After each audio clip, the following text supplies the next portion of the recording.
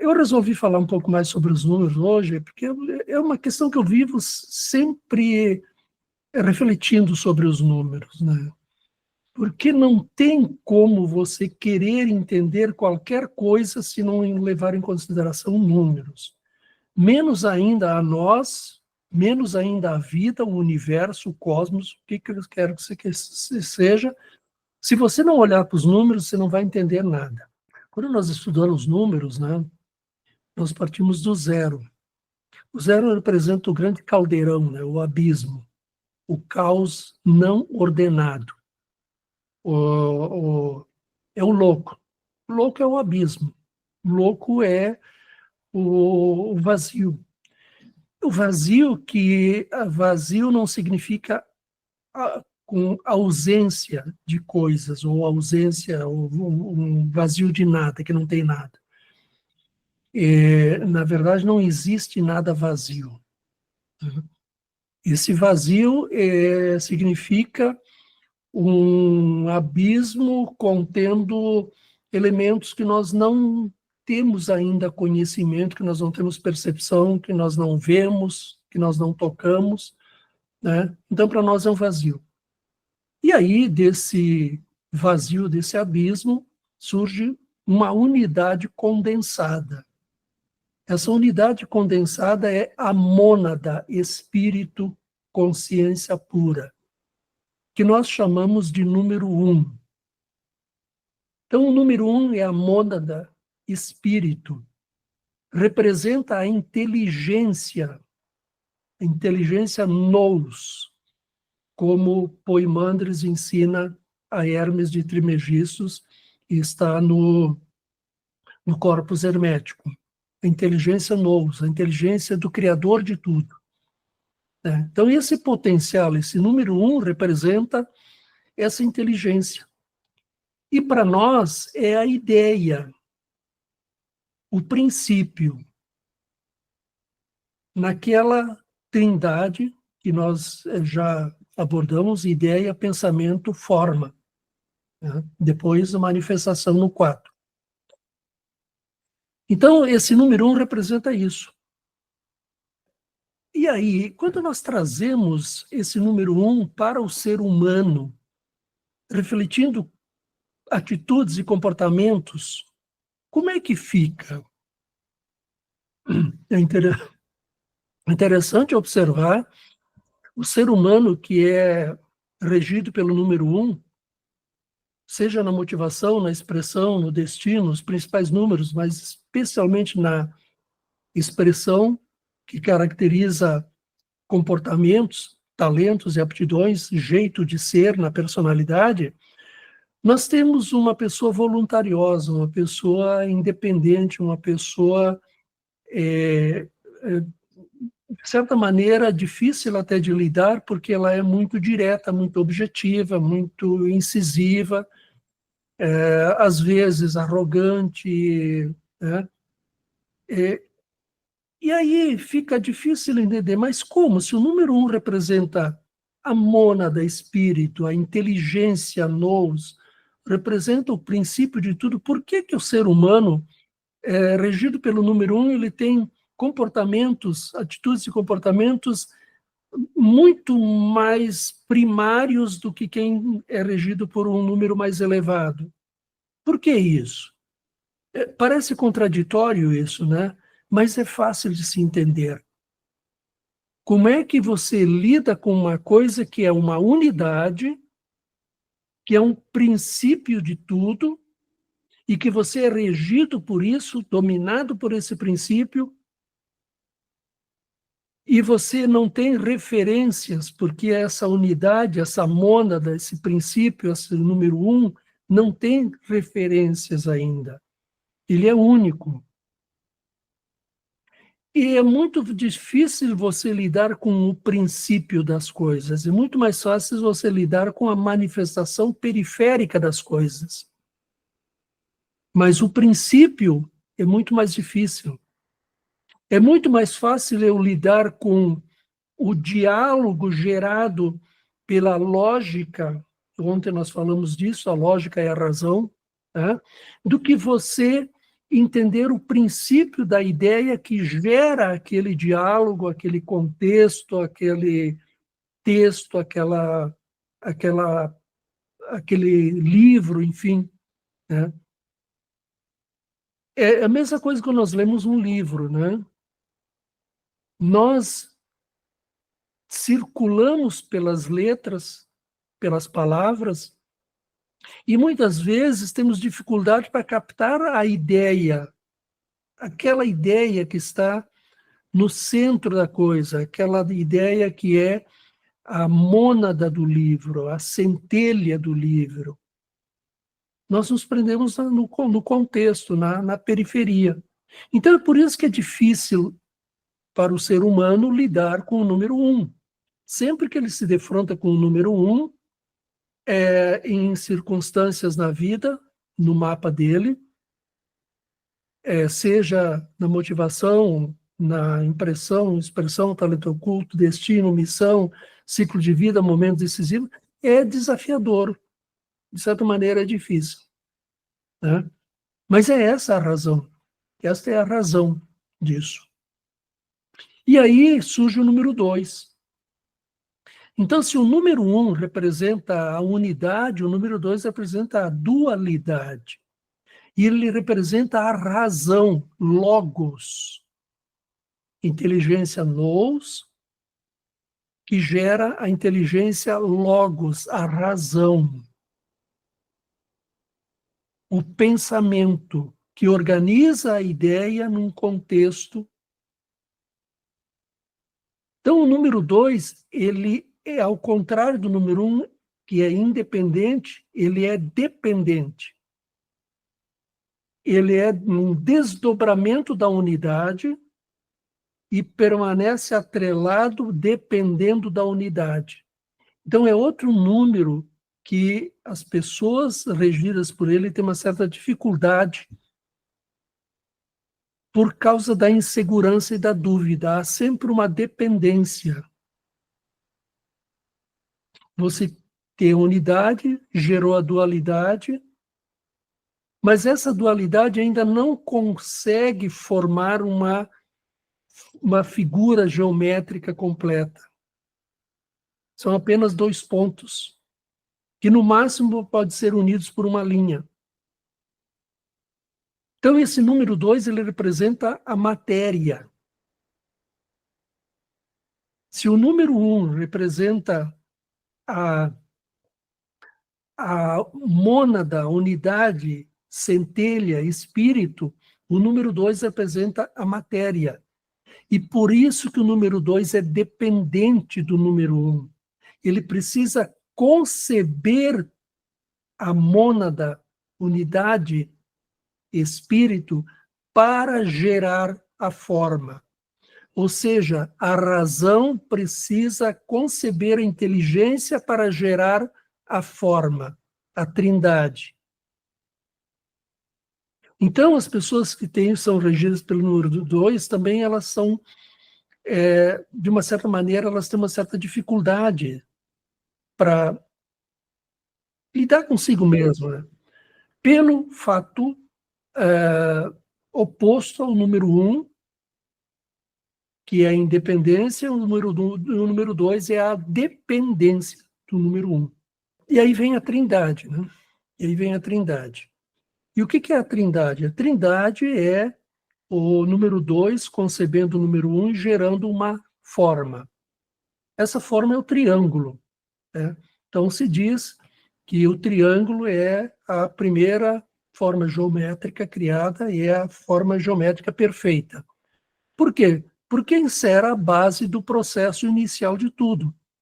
Ideia, pensamento, forma. Espírito, matéria, forma. É tudo a mesma coisa, apenas em linguagens diferentes. E o número 3, ele tem uma neutralidade em relação ao 1 e o 2. E, embora ele seja um número ímpar, tá? De natureza dinâmica, positiva, ativa, como número ímpar, mas em relação ao número 1 e ao número 2, ele é neutro. É a representação da família. pai, mãe e filho. O filho é neutro em relação ao pai e à mãe, porque ele tem os genes do pai e os genes da mãe. Ele depende do pai e depende da mãe.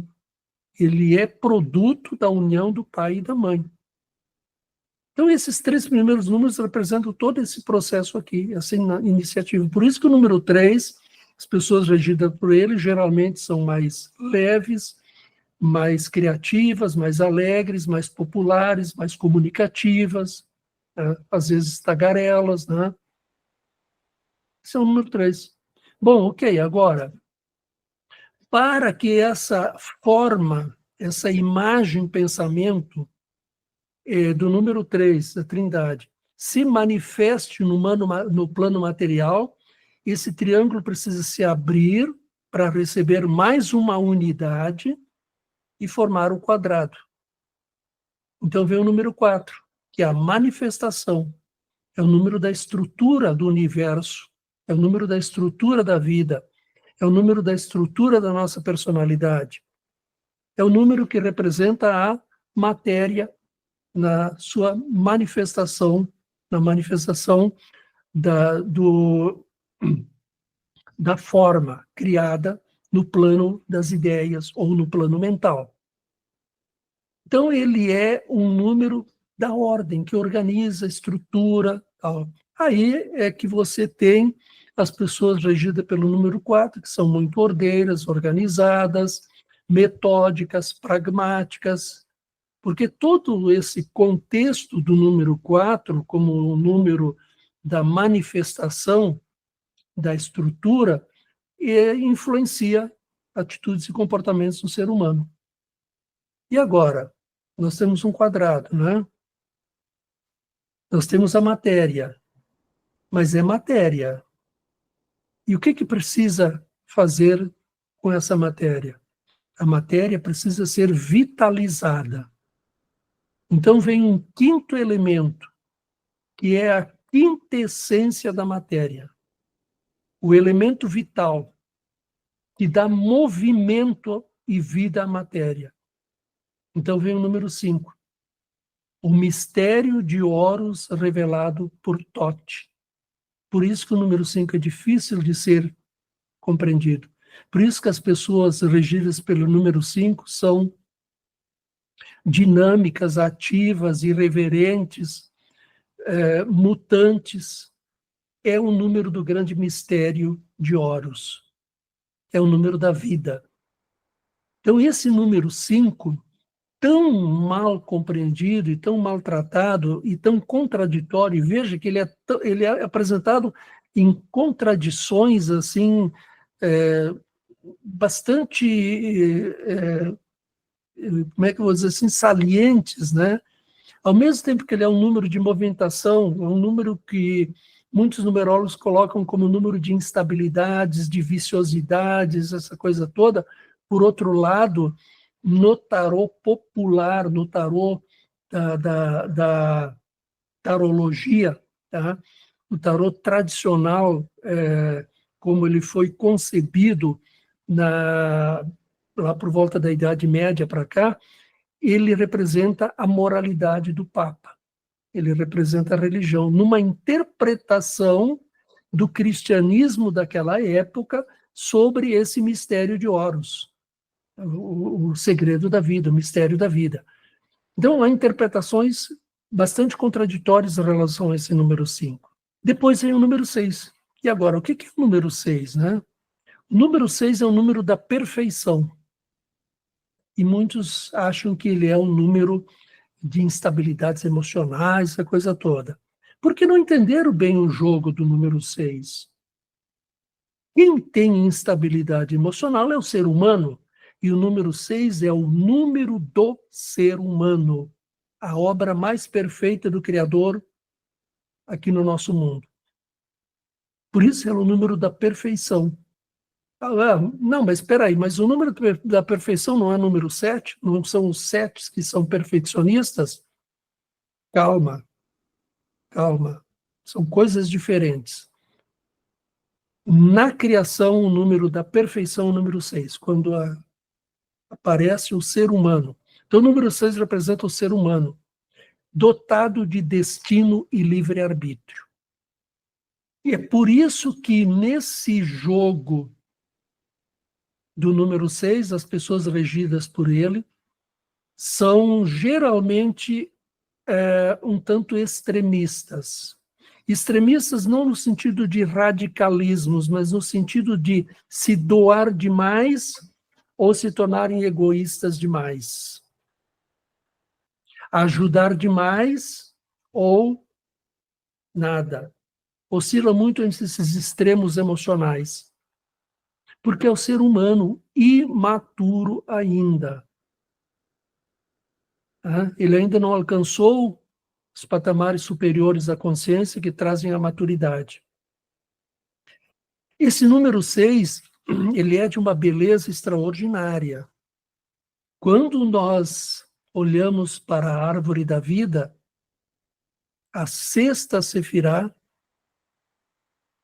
que se chama Tiferet, representa a beleza, o sol, e é a posição de Jesus na árvore da vida, que é o número 6.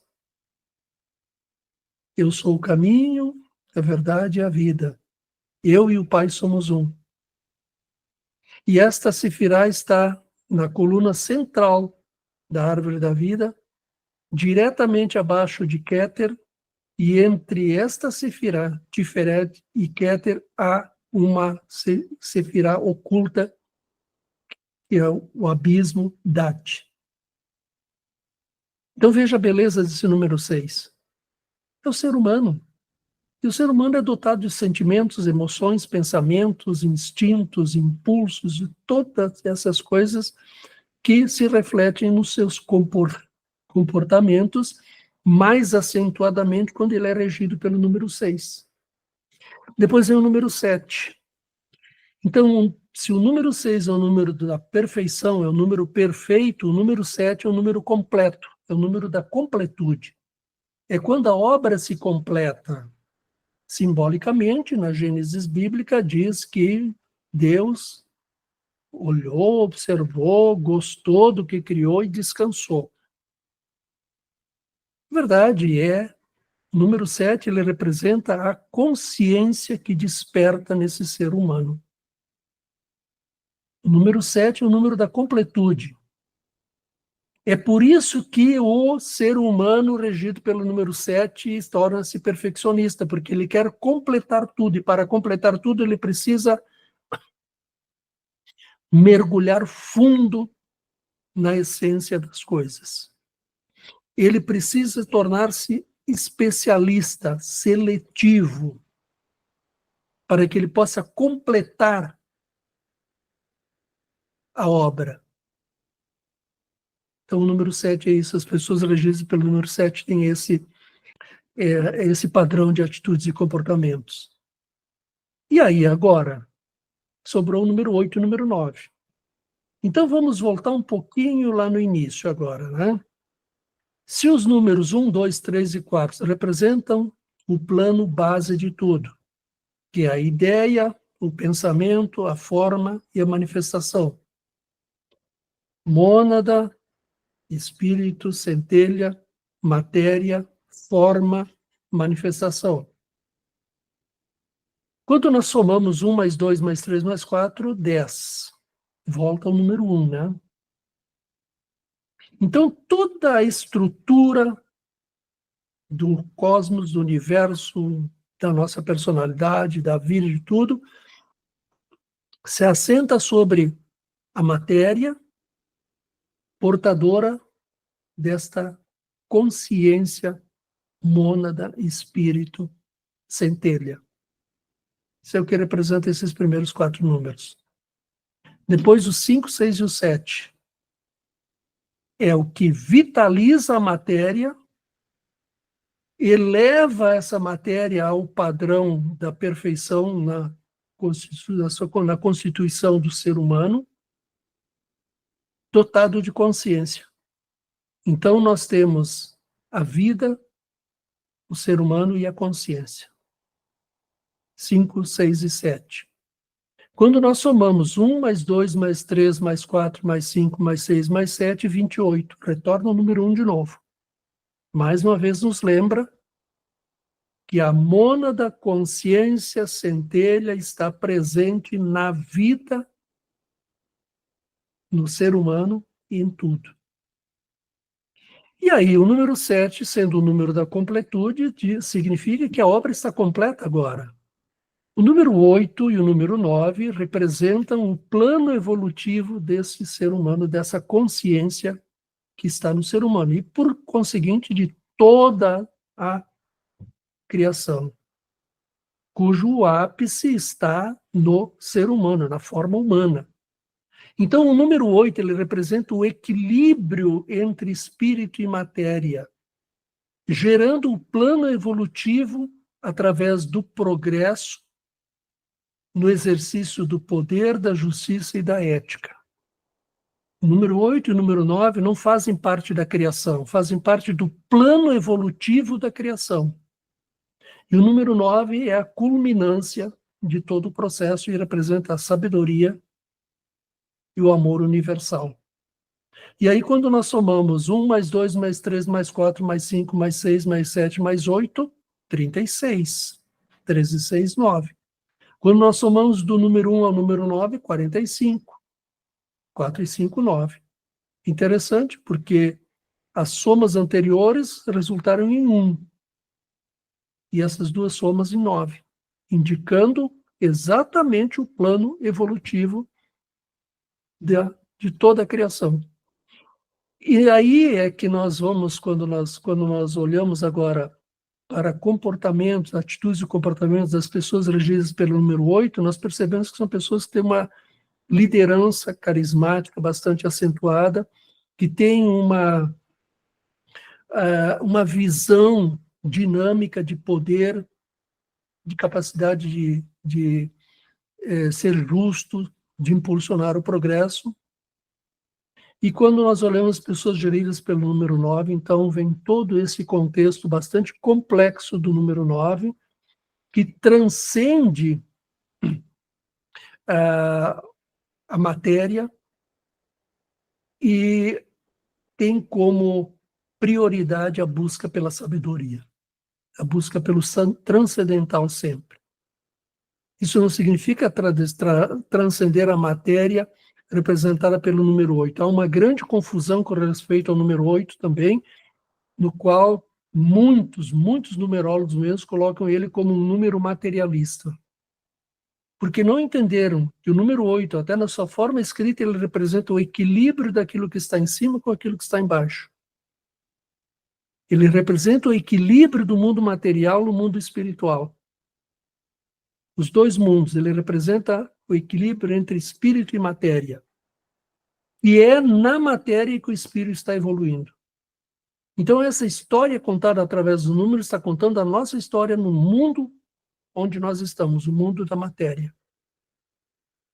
É por isso que o número 8 tem essa representação. O equilíbrio entre espírito e matéria.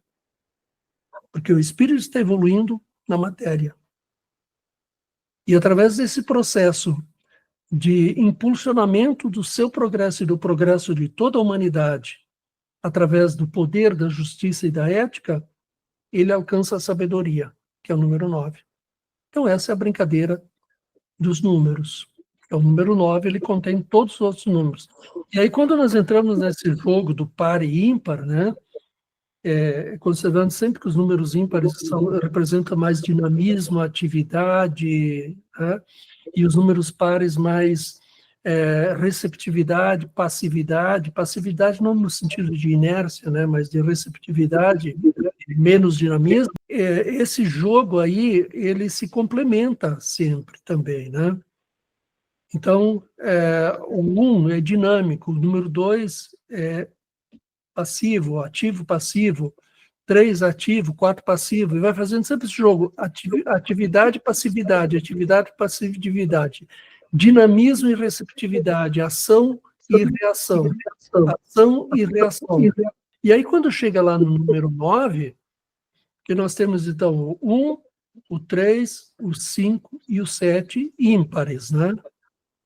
O 2, o 4, o 6 e o 8 pares, né? E o número 9. Bom, na matemática tradicional, ele é considerado número ímpar. Na numerologia, ele não é par nem ímpar, ele é os dois. Ele é a complementação das polaridades. Não se diz que no número 9 estão todos os números? Pois é. Se todos os números estão no número 9, significa que as polaridades masculina e feminina, positiva e negativa, ativa e passiva, se unificaram no número 9.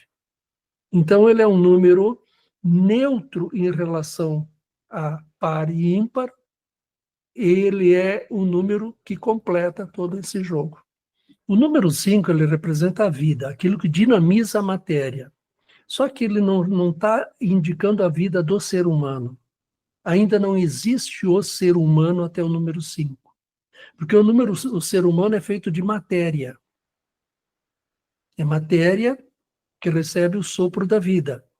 Então, antes da criação do ser humano, já existiu a criação da terra, dos vegetais, sei lá eu, animais, e já existia matéria vitalizada, vida. Porque a vida está no mineral também. Nós pensamos que não, mas a vida está no mineral também. É que nós temos conceitos de vida muito limitados pela ciência, pela biologia materialista. Mas o que é consciência? Consciência representa a vida. Consciência representa a vida. E a consciência está na matéria também, está no mineral também. Ela é dinamizada no vegetal, em um patamar mais acentuado, porque no mineral nós não temos a percepção do seu desenvolvimento. É muito lento para que uma rocha bruta se transforme num diamante ou num cristal, leva milênios, talvez.